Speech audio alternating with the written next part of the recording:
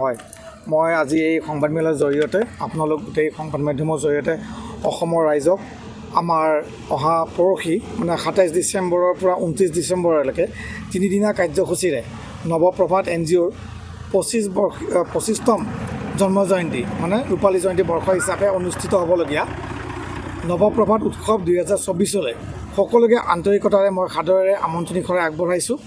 এই গোটেইকেইটা অনুষ্ঠানতে আমাৰ বিস্তৃত অনুষ্ঠান ৰখা গৈছে। ২৭ তাৰিখে পুৱা ৯টা বজাত এই অনুষ্ঠানটো শুভ উদ্বোধন হ'ব আৰু শুভ উদ্বোধন কৰিব অসম চৰকাৰৰ মাননীয় মন্ত্ৰী জয়ন্ত মল্ল বৰুৱাদেৱ। বিশিষ্ট অতিথি হিচাপে থাকিব আমাৰ যুৱ কল্যাণ মন্ত্ৰী নন্দিতা গাৰ্লুচা বাইদেউ আৰু আমাৰ হস্ততাঁত আৰু বস্ত্ৰশিল্প উন্নয়ন বিভাগৰ মন্ত্ৰী UG ব্ৰহ্মদেৱ।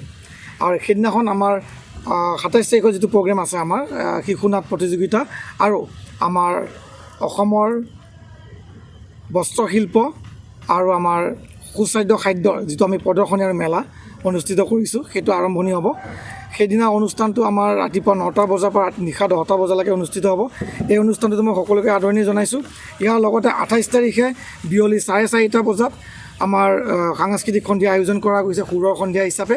এই অনুষ্ঠানতো অসমৰ প্ৰায় 16গৰাকীকে বিশিষ্ট পুৰণি শিল্পীয়ে তেওঁলোকৰ গীত পৰিৱেশন কৰিব। সাংস্কৃতিক অনুষ্ঠানটো অনুষ্ঠিত হ'ব 4:30 বজাত। মই ৰাইজক এই অনুষ্ঠানটোলৈও আহিবলৈ অনুৰোধ জনালোঁ। আৰু লগতে আমাৰ সামৰণি অনুষ্ঠান 29 তাৰিখে অনুষ্ঠিত হ'ব। 29 তাৰিখে দিনৰ 12:30 বজাত আমাৰ এন্ধাৰৰ পৰা পোহৰলৈ বুলি ৰাজ্যিক বঁটা প্ৰদান অনুষ্ঠান আয়োজন কৰা গৈছে। এই অনুষ্ঠানটো আমাৰ মাননীয় বিভাগীয় মন্ত্ৰী শ্ৰীযুত বিমল বৰাদেৱ লগতে আমাৰ অসম চৰকাৰৰ মন্ত্ৰী ৰঞ্জিত কুমাৰ দাসদেৱকে আদি কৰি সাংস্কৃতিক বিভাগৰ বিভিন্ন বিষয়া আমোলা আৰু সাংস্কৃতিক বিভাগৰ লগত জড়িত বিভিন্ন ব্যক্তি উপস্থিত থাকিব, গণ্যমান্য ব্যক্তি উপস্থিত থাকিব। আৰু এই অনুষ্ঠানটোত আমি অসমৰ সৰ্বোচ্চ বঁটা অসম জাতি প্ৰাণ বঁটা, অসম শিল্পী বঁটা, অসম যুৱ প্ৰতিভা বঁটা আৰু অসম গৌৰৱ বঁটা প্ৰদান কৰিম। ইয়াৰ লগতে আমি অনুসূচিত জাতি প্ৰাণ বঁটা, অনুসূচিত জাতি গৌৰৱ বঁটা, অনুসূচিত জাতি শিল্পী বঁটা আৰু অনুসূচিত জাতি যুৱ প্ৰতিভা বঁটা প্ৰদান কৰিম। এই আটাইকেইটা অনুষ্ঠানত মই অসমৰ সমূহ ৰাইজক এই অনুষ্ঠানকেইটা উপভোগ কৰিবলৈ সাদৰেৰে নিমন্ত্ৰণি খৰাই আগবঢ়াইছোঁ।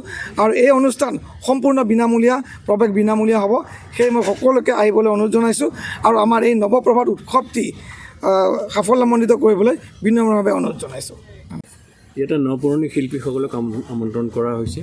তাৰে ভিতৰত পুৰণি শিল্পীসকল হৈছে আপোনাৰ অসীমজ্যোতি বৰুৱা আৰু নতুন শিল্পীসকল হৈছে আপোনাৰ ৰূপাংকিতা পাপৰি আৰু সংস্কৃতা মালাকাৰ আছেই,